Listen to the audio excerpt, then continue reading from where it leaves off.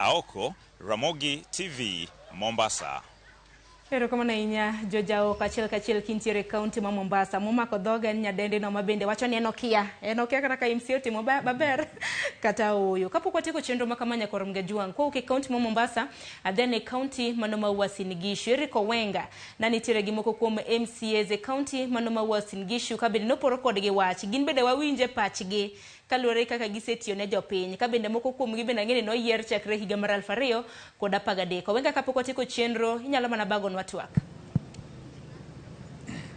Wenga mana kachiel pod amanyo nyawadwa Eriko Wenga mabende nitiere e county manoma Uasin Gishu kabende par ni nyakoromga juang romo mago mag governors dhi nyime romo mabende nochako chien tarik 15 obiro bedo korumo chien tarik 19 Wenga keni gisa ni nyalo winja kapono ni nyalo winja inyalo mana kawo twak gi kanya ng'eni nitiere moko kuom MCAs mabende isebedo godo kanyo minyalo poro godo wach Awinji maler ahinya Sharon pod mana kaka wacho wanie lap ma Eldoret Sports Club mano e kachmuro ma Keses e county ma Uasin Gishu kuma kawuono en odiochieng' mar ariyo mar chenro mar sidho ayanga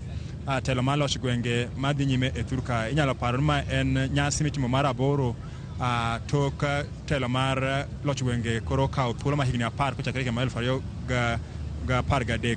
Koro nyaka sani gima dhi mbele en jotelo kaachiel kod delegates ma kuonde maboyo medo donjo ya labni kendo igeno ni sasa kok sani ogai mar Azimio ma kawuono en welo modhiale nyasi ni biro chopo ka amar chiwo twak ni oganda magie sani osemol ka to kwadok komachielo mana kaka na koni mokwongo ni chutho MCAs ema osebedo ka gin jogo ma otegna hinya e wach mar loch gwenge ni koro wan ka kod jotelo ariyo ma ok e county ma Homa Bay kendo abo mi gi thuolo makende mondo gifulre tae gi nyiso to ere kaka gisobedo ka gidhach neno ni to mwandu mag jopiny ahinya mane e bwo governor tiyo nade e gwenge magi aye machiegni jotelo anya chako kodi nacho ni in ng'awa to iwuok e ward mane wabiro e jatelo machielo erokamano Eriko Wenga an iluonga ni Omolo Eric Japi awuok Homa Bay Eastward Homa Bay County Homa Bay Town Constituency e kama wuoke erokamano machiegni erokamano Eriko Wenga an nyinga Popo Lentana MC represent ward mon Kanyadoto Ndhiwa sub county e Homa Bay County kendo mor chopo e conference mar loch mag gwenge e lweto kaka kawuono kendo wageno ni matis mabo wacho bro konyo wa keto mijingo devolution e Kenya ka wang'eyo ni ma Kenya simo kwongo mar devolution conference kaka jatelo iparo ni bende sungo kata nyasi makawuono ni bende romo giesa ni en gima onego bed ni kaka jo Kenya onego bed ni wamor kod dhialo odiochieng'ni mar loch gwenge kata mar devolution adire mantie loch mar gwenge osekelo dongruok mang'eny e gwenge chak 2013 kawuono gwenga ma Homa Bay County Kanyadoto ward waseno lokruok moko mosekel nikech loch mag gwenge ndeni moko mane pok oyaw anene sano se yaw kuonde mane pige nitie to mageng'eni gik mane chon iyomo Nairobi koro sani nyayudo kiyiero ja ward MCA yore Homa Bay yoringo within one day within daga 40 en Homa Bay osekelo wachno e ofisi ma Homa Bay madongruok mane dwa kele gweng kanyo osekelo koro chutho devolution kata loch mag gwenge osebedo gi a lot of benefit ne gwenge mwantiere kata kamano nyaka mana kaka wacho nitiere kuonde moko ma bende waneno ni devolution pok otime kaka idwaro ma nyorno amor sana kwano ka ker mar Kenya no wacho ni odhi temo kabisa ndalo 60 mondo functions te mano bedo devolved oduoge back to the county which means we expect ni mondo pesa mang'eny koro omedre wi mosekel mondo mi tije mano jotim gi county matimo gi national government okel mondo bede gwenge ka sani migosi Omolo ma ok Homa Bay East aparo ni nyaka sani nitie gima wanya wacho ni to nitie mor mwaneno kaluwore kod loch gwenge ma kawuono isungo kuom thuolo ma higni 10 mosekalo erokamano aparo ni gima osetimore ne Kenya maber en telo mar loch gwenge devolution. Nikech iyudo ka chon nyaka ne idhi go chongi ne jatelo mamalo mondo mi mwandu oya malo ka duogo piny. Chon kane ok intiere yo makare gi president to iyudo ka mwandu ne weyi. To loch mar kor gwenge ni higni 10 ma koro oserumo, waseneno ka koro nitiere chik manokel kaluwore gi constitution mar Kenya 2010 174 mawuoyo about tije mag kor gwenge. Iyudo ka chon ne nyaka igo chongi ne ker mantiere, to sani chik koro sire ma nyiso ni kata bed ni ok samoro ne ok udhi maber gi ker, to mwandu ma ya malo nyaka chop ne kor gwenge. Koro ka wang'iyo kaka devolution osetiyo kuom higni 10, waseneno lokruok. To gima aneno onego bed ni timore ahinya e telo mar loch gwenge en ni jowa bende onego oyud tiek, onego oyud puonj moromo ni to loch mar kor gwenge ni bende en ang'o. Iyudo ka thoth jowa pok ong'eyo pogo tijno mitimo gi mbunge to gi tijno mitimo koda MCA kata mana koda gavana. Koro iyudo ka nitiere gap moro modong' ni jowa onego puonj mondo ka ng'ato ong'e role ne kaka wan kaka members mag county assembly MCAs. Tijwa maduong' en ni walos chike. Mopogore gi mano, wa represent jowa, wachung' e logi e bunge kucho. Kasto machielo wang'e ni serikal mar county tiyo gi mwandu mar county machal nade. To ang'eyo ni uduto te wuok Homa Bay, to ere kaka kuom thuolo musobede telo, ere kaka uhakikisha kata ung'iyo ni to gini okonyo jopiny, kech sama koro dhano dhialo ndalo kata higni 10 nyaka bed nitie gik minya kwanie. Ere kaka un jotelo moyier ahinya MCAs ung'iyo ni to okonyo jopiny nadi, japiny ma hiye ma piny kwecha? Erokamano. Ineno wan kaka members ma county assembly, nyiso ni county assembly kate mwalose budget mwaloso ni en wang'iyo kaka mwandu dhi tie kor gwenge. Tido ni thothne wan wang'iyo mana ni tidhi otemore nade, botemore maber, wa oversight. Onge pesa moket ne MCA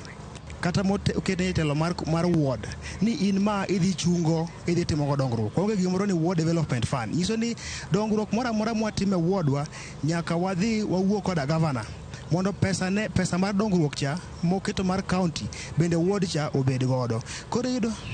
Owek to ang'enu te wuok Homa Bay, ere ka oversight ne utime maybe ng'iyo maru sana kod executive chalo nang'o, to ere ka mae nya samoro temo kaka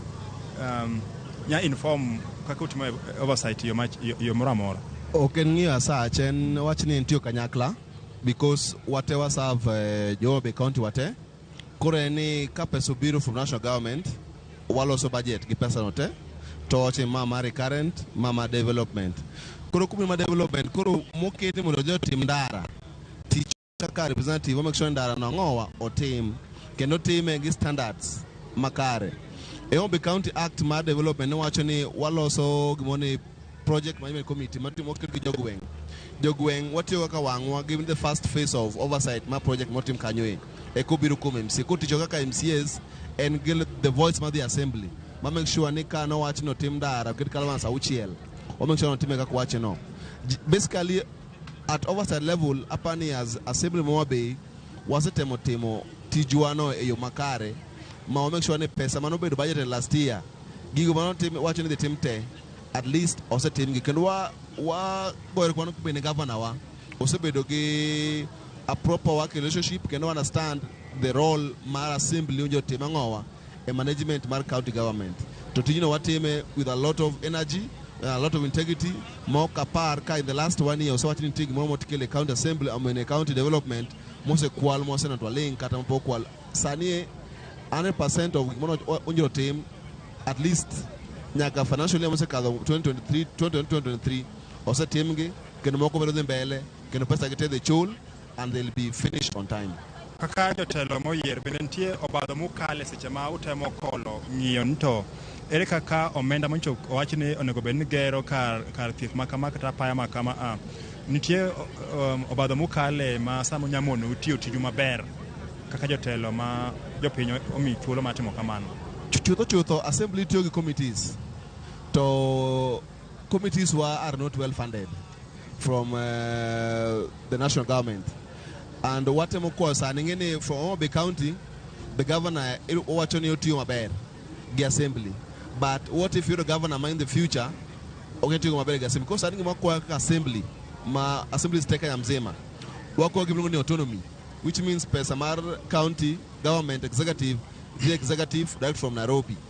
Pesamar County Assembly, be the assembly direct from Nairobi, so that when your budget go, more make sure any oversight on your team without any hindrance. Mawachani ongesa mawachani wangi kore ngeka sani unyiro do ngi gikmane wachani watemo kaka wachani do ndara kaka committee assembly so fonza mandaro diongi mar pio diongi mar hospital diongi to so nyano nka underfunded ma unyadhi mana kuma dia chiel to water are 40 wards a county mama kanya nje kwacho ni kaka Homa Bay utie maber ge governor abro dugo kumi migosi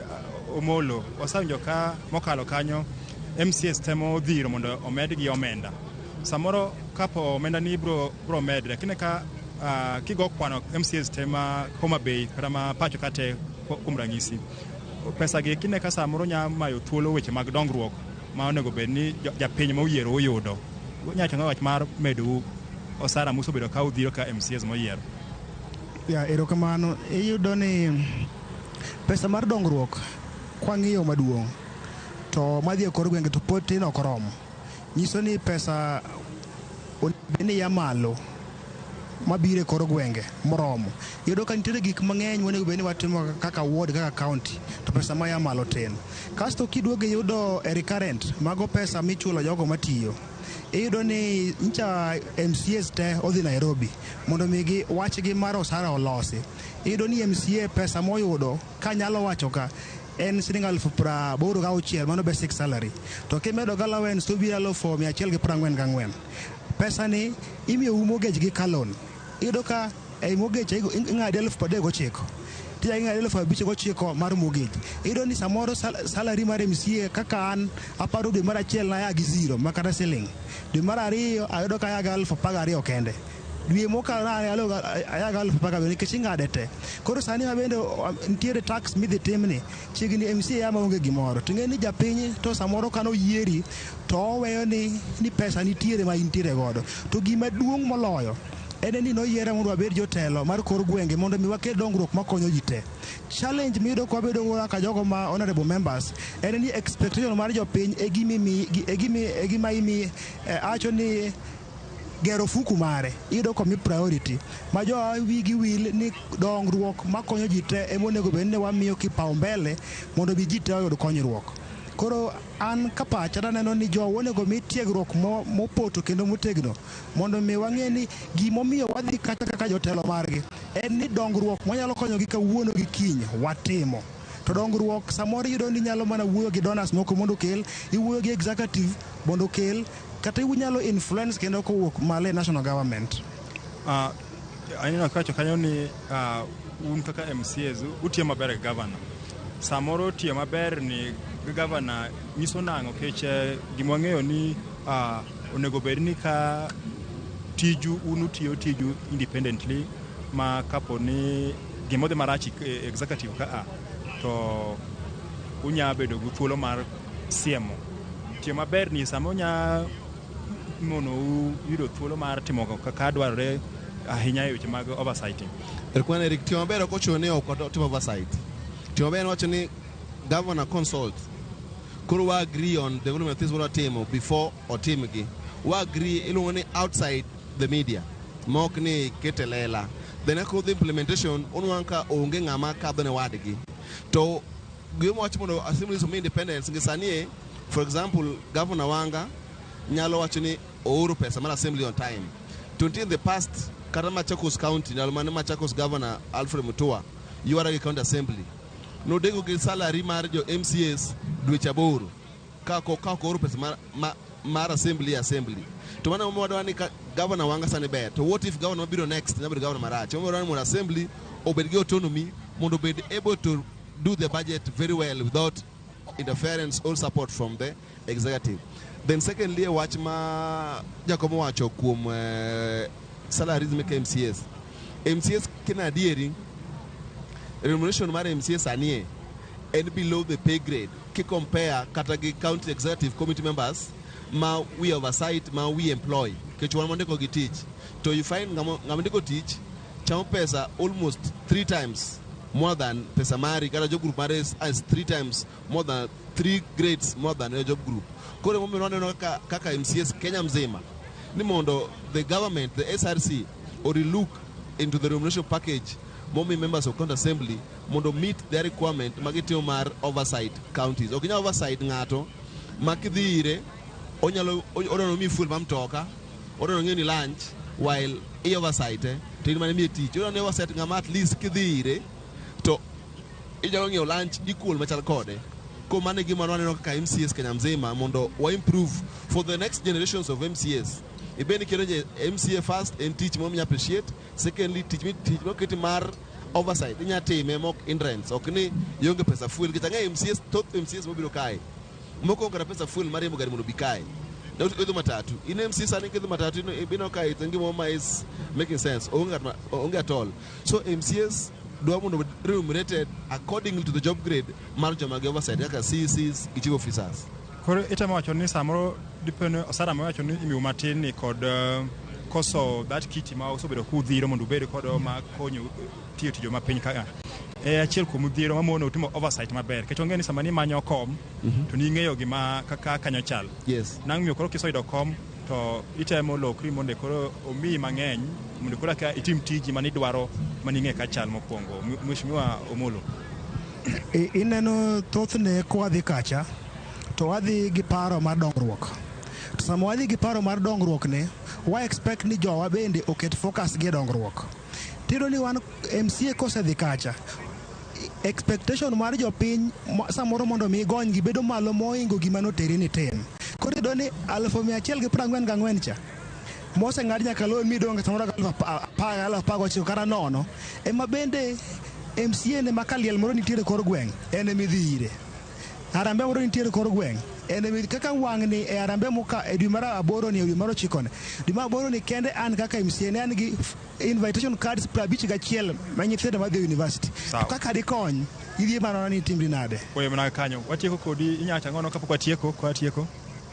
aparo ni mondo mi devolution ti jopiny need to be informed about roles make MCA role make MP mar governor mar senator mondo mi kila ng'ato ong'e ng'ama onyo penjo what otherwise matimo moko watimo out of our own pocket for the love of jopiny ikonyo ng'ato the school ikonyo ng'ato timo the hospital ikonyo ng'ato solve problems ne koro wan obo kaka MCAs obo bedo mstari mbele mar make sure ni igni apar gi wase devolution to igno biro go make sure ni work for now and for the future erokamano nyako Ramogi mago ne gin ariyo kuom MCAs ma oke county ma Homa Bay mane watwa kodo lap ma Eldoret Sports Club ka odiochieng' mar ariyo ma odhi nyime kod celebrate kata sidha yanga chenro kata nyasi mar devolution madhi nyime e pacho ka koke county ma Uasin Gishu achiel kachiel nyaka Nairobi